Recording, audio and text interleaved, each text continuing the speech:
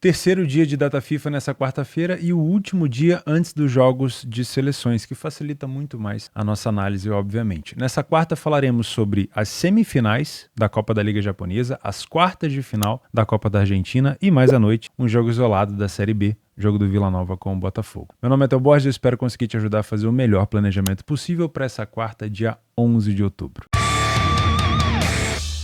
Começamos o nosso planejamento nessa quarta-feira nas semifinais da Copa da Liga Japonesa, com destaque para o favorito Yokohama Marinos, enfrentando o Urawa Reds, que é uma equipe forte também no cenário japonês. O grande problema é que esse jogo acontece às 7 horas da manhã. Então, para você, trader, eu sei que eu estou falando para pouquíssimas pessoas que vão conseguir trabalhar esse horário, e para você, Panther, só se tiver uma situação muito interessante para deixar já uma aposta aberta aqui, né? Porque é um horário pouco convencional. Eu lembro que a gente comentou sobre essa competição na fase anterior, né? Onde o Yokohama, principalmente, né, que é o foco mais favorito, né, enfrentou o Hokkaido Sapporo. Fora e dentro de casa foram jogos para gols. O Yokohama perdeu o primeiro jogo fora de casa por 3-2 e depois fez 3-0 e se classificou. O adversário dessa vez também está disputando a Liga dos Campeões da Ásia. Isso já mostra que é uma equipe forte. Por exemplo, vamos dar uma olhada aqui na tabela de classificação do campeonato japonês, aonde está o Urawa Reds nesse momento. Olha só, o Urawa é o terceiro e o Yokohama Marinos é o segundo. E a gente tem 4 pontos de diferença apenas separando as duas equipes. Do Yokohama pro líder Vissel Kobe, antigo clube do Iniesta, que agora foi para outro local, a gente também tem 4 pontos de diferença. Então, perceba que por mais que o favoritismo do Yokohama ele seja justificável pelo fator casa, porque é dentro e fora, nós temos aqui duas equipes próximas no campeonato japonês. E também duas equipes que disputam a Liga dos Campeões da Ásia. O Yokohama Marinos está no grupo aqui da equipe chinesa Shandong Taishan, antigo Shandong Luneng, para quem não se lembra, está ocupando aqui a segunda colocação, teve uma derrota e uma vitória. E o Urawa Reds, que vem de 6-0 aqui num jogo também da Liga dos Campeões da Ásia, está num grupo também na segunda colocação, né? Só aconteceram 2 jogos na Liga dos Campeões da Ásia, na fase de grupos, mas ainda assim são duas equipes presentes nessa competição, então realmente me parece um jogo muito difícil, tá? Das últimas vezes que eles se enfrentaram, na casa, e vamos filtrar na casa do Yokohama, porque aqui nós temos uma situação de dentro e fora de casa. O Yokohama leva melhor em quase todas as partidas, tá? As últimas 5 partidas com vitórias seguidas, uma derrota aqui para o Urawa em 2018, um empate, mais uma vitória do Yokohama e aí uma derrota do Urawa. Então nós temos nas últimas 10 partidas 2 derrotas apenas da equipe do Yokohama. Me parece um jogo com uma tendência maior de gols, pelo menos era assim na Liga Japonesa. Eu não estou conseguindo encontrar aqui um confronto aqui, ó. Um confronto na Copa da Liga em 2010, 0-0. Então é isso que me preocupa, né? Porque como a gente está falando de uma semifinal e obviamente financeiro envolvido, né, para você passar para uma final, você tem um jogo onde as equipes elas estão mais preocupadas em não perder do que de vencer. Na Liga Japonesa convencional não. Geralmente é um jogo um pouco mais franco, né? Tanto é que a gente tem 6-2, 4-1, 3-2. Então me parece que o jogo de Copa ele tende a transformar esse jogo numa situação um pouco mais truncada. Tá bom? Quando a gente busca esse jogo no cenário geral, com o Yokohama também fora de casa, a gente continua vendo uma superioridade aqui do Yokohama. Nos últimos 15 jogos, a gente só consegue encontrar 2 vitórias do Urawa, e essas 2 vitórias foram por 1 gol de diferença. Então nós temos 2 cenários por aqui. O primeiro cenário é de alguém que consegue acordar esse horário sem ter que sair para trabalhar para poder fazer esse jogo. Eu sei que são poucas pessoas, né? O cenário, obviamente, de 7 horas da manhã é muito complexo. Se você consegue, eu te aconselho a trabalhar esse jogo ao vivo. Você tem uma conta na Betfair, minha parceira, eu vou deixar aqui 2 links para você ganhar o bônus no Exchange e no Sportbook. Eu trabalho somente no Exchange, e se você quiser fazer o meu curso, o link tá aqui embaixo também, é totalmente gratuito, eu sempre falo isso para vocês. Essa é uma excelente época para estudar, né? Época de data FIFA. Se você conseguir trabalhar esse jogo, você pode trabalhar aqui uma correção de preço, de preferência, não levando tanto em consideração esse viés do Yokohama, porque é semifinal, as equipes geralmente elas estão mais preocupadas em não perder do que em vencer, e se a gente encontrar um Yokohama mais agressivo em casa e um Urawa mais preocupado em decidir fora de casa, talvez essa odd do Urawa possa de fato corrigir e você pode aproveitar essa correção. Agora, se você é um Panther, me parece, historicamente, eu não levo tanto em consideração isso, tá? Mas me parece historicamente que o Yokohama costuma levar a melhor, tá? Então eu gosto de pensar num cenário de um empate anula para o Yokohama, ou se o Yokohama estiver atrás do placar, pensar num cenário cenário de dupla chance, tá? As duas equipes vão muito bem no campeonato japonês, 4 pontos apenas diferenciando uma da outra. As campanhas são muito parecidas. As duas equipes estão disputando a fase de grupos da Liga dos Campeões da Ásia, então eu não estou conseguindo ver uma diferença muito grande. O que pesa um pouco essa cotação do Yokohama é o fator casa. Se você tiver condição de acompanhar esse jogo ao vivo, é melhor ainda, porque aí se você encontrar um Yokohama jogando mal, você evita de fazer qualquer tipo de entrada e deixa esse jogo pra lá. Mas se ele estiver jogando bem, vale a pena ficar de olho sim nessa possibilidade de um empate anula talvez, ou de uma dupla chance do Yokohama Marinos. E só para complementar, a outra semifinal acontece entre Fukuoka e Nagoya Grampus, no mesmo horário, tá bom? Não temos tanta informação sobre essas duas equipes. O Fukuoka ocupa a 8ª colocação no campeonato japonês, o Nagoya Grampus ocupa a 6ª colocação. Porém, a fase do Nagoya é bem pior nos últimos jogos. Quando a gente filtra os últimos jogos do Nagoya fora de casa, a gente encontra uma vitória nos últimos 10 jogos e uma vitória nos pênaltis aqui, contra o Kashima Antlers nas quartas de final, tá? Então é uma equipe que vem perdendo com frequência. Já o Fukuoka vem vencendo com frequência dentro de casa. A última derrota foi para o líder do campeonato japonês, Vissel Kobe, e aqui para o Niigata, tá bom? Então é uma equipe que tem, pelo menos dentro de casa, uma fase melhor. Porém, isso não garante tanto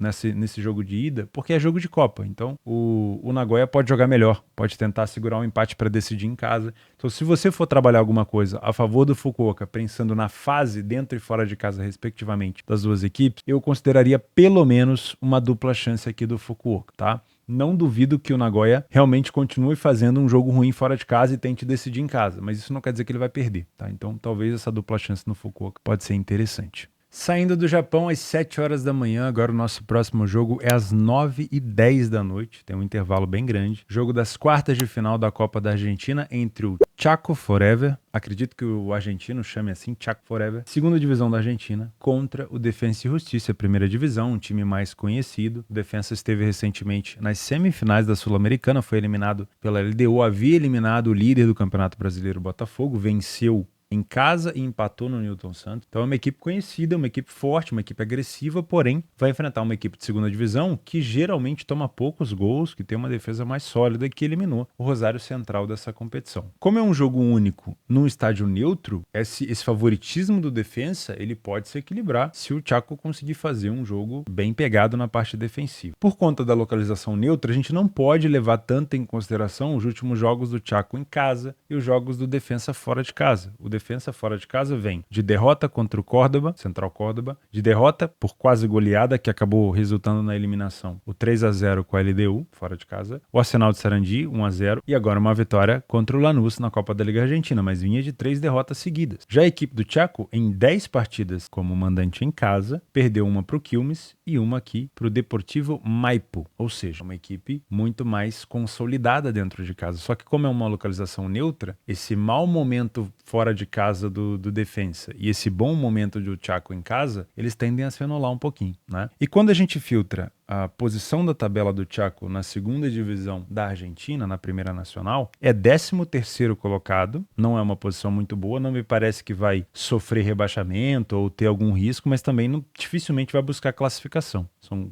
10 pontos de diferença aqui, né? Inclusive, quase todas as equipes já estão classificadas, só falta uma vaga do Deportivo Riestra e essa vaga não vai ser do Chaco. Então é uma equipe que vai se manter aqui na segunda divisão. Quando a gente filtra dentro de casa, ou pelo menos como mandante, o Chaco tem 3 derrotas e 16 gols sofridos, ou seja, sofre menos de um gol por jogo. Então me parece uma equipe que pode vir para esse jogo com uma tendência de tentar segurar o resultado para passar para as semifinais. O Defensa é uma equipe de maior tradição, uma equipe de primeira divisão e é provável que tenha maior domínio do jogo durante quase todos os 90 minutos. A equipe adversária deve se propor a se defender, na minha humilde opinião. Sendo assim, se esse cenário se confirmar, e aí como a gente vai trabalhar ao vivo, esse jogo fica muito mais fácil, se o Defensa de fato tiver uma superioridade muito grande em campo, a gente pode trabalhar um lei a pior equipe em campo no Chaco, se você é um trader, sem problema nenhum, né? Mesmo com uma localização neutra, a tendência é que o Defensa seja, né, um time mais ofensivo por aqui, tenha mais domínio do jogo. Se isso se confirmar, dá pra gente trabalhar contra a equipe adversária. Se o Defensa não confirmar esse favoritismo, a cotação do Defensa vai subir. E aí, se você tem metodologia para corrigir cotação do favorito no trade, sem problema nenhum. Você pode trabalhar, só toma um pouco de cuidado, porque, na minha visão, é mais provável que o Chaco Forever ele venha para buscar um empate para classificar, talvez, numas penalidades, ou tente fazer 1-0 e segure o jogo, mas ele não fique atacando o defensa o tempo todo, porque como o defensa ele tem um DNA mais ofensivo, apesar da contradição no nome, isso é uma piada muito ruim, o defensa é um time muito forte, muito agressivo, e a gente já viu isso contra outros adversários. Se o Chaco Forever quiser fazer um jogo de trocação, então talvez o cenário de um time mais contido, mais compactado, seja o mais provável, tá bom? Se você é um punter, eu não vou te aconselhar uma vitória do defensa a 1,53, não porque eu não acredite, mas porque talvez você consiga esperar uma cotação mais valorizada. Se o cenário de uma equipe do Chaco Forever, segunda divisão, mais compactado, mais defensivo, se confirmar, é provável que o defensa tenha dificuldade de achar o seu gol. Se essa dificuldade se confirmar, a gente vai ter uma cotação subindo. E aí você pode ter um risco-recompensa melhor. Talvez uma cotação mais próxima de 2 ou acima de 2. Para que mesmo que você tenha prejuízo, você fique no cenário ali de 1-1. Então, no longo prazo, nessas situações, você tende a ganhar mais do que perder se você, de fato, aplicar uma boa leitura de jogo. Tá? Se o Chaco sair na frente, é um risco você pensar nessa dupla chance do defensa, porque ele vai se compactar ainda mais. E também é um risco você pensar no cenário de gols, porque ele vai se compactar ainda mais. O melhor cenário para você trabalhar gols seria o defensa e justiça na frente, porque aí eu tenho um time de segunda divisão perdendo, se expondo e podendo dar espaço. Mas como é uma competição de times argentinos e geralmente o mercado de gols ele é um pouco mais difícil de acontecer, se for para trabalhar a favor de mais gols aqui, no máximo 1 ou 2, tá? Para resumir, gosto de pensar num cenário onde a defesa vença o jogo, mas não gosto dessa cotação de 1,53. Então se você puder pegar uma vitória com uma cotação mais alta ou um empate anula, seria interessante, tá bom? Se o Chaco sair na frente, eu não entraria dupla chance do defensa porque é um jogo de Copa único, aonde o Chaco provavelmente se compactaria ainda mais. A não ser que você esteja assistindo o jogo e consiga observar um massacre da equipe do defensa, aí sim talvez o dupla chance seria interessante. Se você quer trabalhar a favor de gols, eu não trabalharia no 0-0 e também não trabalharia no 1-0 para o Chaco. Eu iria procurar um time de primeira divisão na frente do placar para que eu tivesse um cenário mais aberto, tá bom? Aí sim, daria para buscar mais 1 ou 2 gols se o defensa estiver na frente. Beleza? Às 9h30 da noite no Campeonato Brasileiro Série B, o Vila Nova enfrenta o Botafogo. E assim como no jogo de ontem do ABC com o Mirassol e também no jogo de anteontem do Sport contra a equipe da Ponte Preta, nós temos duas equipes que brigam por cenários diferentes. Na verdade, eu acho que o Botafogo dessas 6 equipes que eu listei aqui, o Botafogo é a equipe mais ali numa zona de conforto, porque ela dificilmente vai sofrer algum risco de queda, mas também dificilmente vai brigar pelo acesso. Esse jogo que a gente teve recentemente do Sport contra a Ponte Preta, que o Sport começou com uma cotação de 1,36, vocês viram como é difícil trabalhar esse tipo de cotação na Série B. Eu comentei com vocês sobre o risco, eu não tô aqui falando, tá vendo, o Sport não venceu. Mesmo que você tenha tomado prejuízo nesse jogo, se você esperou uma valorização, você pelo menos pegou uma relação de lucro-prejuízo muito melhor que vai te possibilitar um lucro no longo prazo, se você tomar as decisões corretas em cima de uma boa leitura de jogo. Porque se você trabalhou essa cotação de 1,36 às cegas só porque era um favorito, é a mesma coisa que o pessoal costuma fazer quando vai trabalhar às cegas um Bayern a 1,20, um Bayern a 1,15,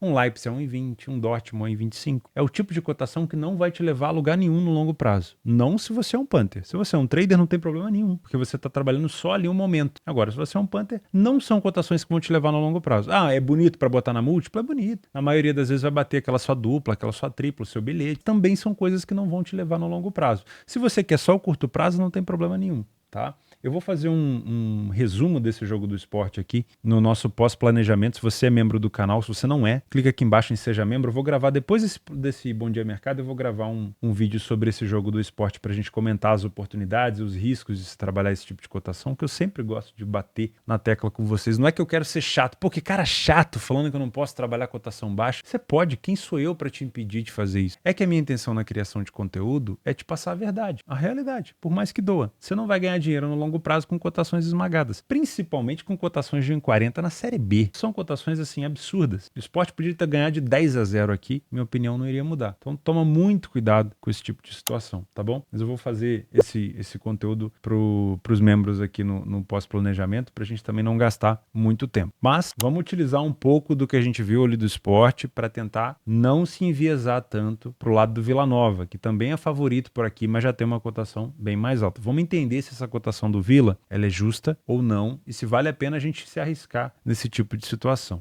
tá bom? O Vila Nova ele ocupa a 10ª colocação, na tabela. E como eu falei, talvez o Botafogo, de todas as equipes que eu citei, Ponte Preta, Sport, ABC e Mirassol, Vila Nova e Botafogo, desses últimos 3 dias de data FIFA, seja a equipe que menos corre risco de rebaixamento, porque ela está a 10 pontos da Chape, e também tem a menos chance de buscar uma classificação para a primeira divisão, porque ele está a 14 pontos de diferença do Guarani e Juventude. Então é muito mais provável a gente olhar para o Vila Nova e imaginar que o Vila vencendo esse jogo, ele iria a 51, ficaria 3 pontos, faltando 6 rodadas para terminar, daria para tentar buscar. Então o Vila Nova, na minha opinião, ele entra com mais gana para tentar buscar essa vitória. Isso não garante nada, tá? Mas entra com mais gana. Os últimos jogos entre eles, o visitante levou a melhor. Olha que curiosidade. Em 2019, o Vila venceu na casa do Botafogo, lá em Ribeirão. Em 2019, também, no jogo da volta, o Botafogo venceu o Vila Nova, na casa do Vila. E em 2023, agora, o Vila Nova venceu o Botafogo de novo, lá na casa do Botafogo, tá bom? Então, para quem gosta de tabu, é um tabu aqui. O visitante tem levado a melhor. Utilizando o PDF de apoio, a gente consegue ver um Vila Nova com mais vitórias em casa, saindo mais vezes na frente do placar. Eu sempre gosto de listar isso porque demonstra iniciativa e eu imagino mesmo uma iniciativa maior na equipe do Vila, que já liderou o campeonato, que já foi um dos melhores visitantes e hoje teve uma queda, hoje tem uma queda de aproveitamento. Ficou sem sofrer gol em 60% dos jogos, é uma das melhores defesas da competição. Falhou em marcar em 33%, tem um ataque melhor do que o do Botafogo, mas tem uma média de gols abaixo de um gol por jogo. Assim como tem uma média de gols abaixo de 0,5 gols sofridos, o que é uma defesa muito sólida, se eu não me engano, o Vila foi a equipe que menos sofreu gol na Série B. Exatamente, confiram comigo aqui, O Vila Nova sofreu 20 gols, o Mirassol sofreu 26, o Novo Horizontino 24, o Guarani 23 e o Juventude 25. Nenhuma outra equipe da Série B, o Vitória sofreu 26, nenhuma outra equipe da Série B sofreu tão poucos gols do que o Vila Nova. O Vila Nova tem um ataque bom, mas não é um dos melhores, né? Tem equipes com ataques muito menores, o Goianiense, o Guarani, o Sport, o Vitória, mas é uma defesa muito sólida. Só que a defesa é muito sólida, mas o ataque é pouco produtivo, pelo menos dentro de casa, menos do que um gol marcado por jogo. O time do Botafogo saiu na frente em apenas 20% dos jogos, isso mostra pouca iniciativa. Ficou sem sofrer gol em apenas 30%, quase 30% dos jogos fora, e falhou em marcar em mais de 50% dos jogos. Tem um ataque pouco efetivo e uma defesa relativamente vazada. No comparativo ao Vila Nova, é bem mais vazada, né? É quase o triplo, mas em comparação ao cenário normal da competição, o Botafogo sofre ali uma média de um gol por jogo. O Vila não tem um aproveitamento de dominância no primeiro tempo em casa, isso é um problema, né? Porque é uma equipe que perde pouco, que marca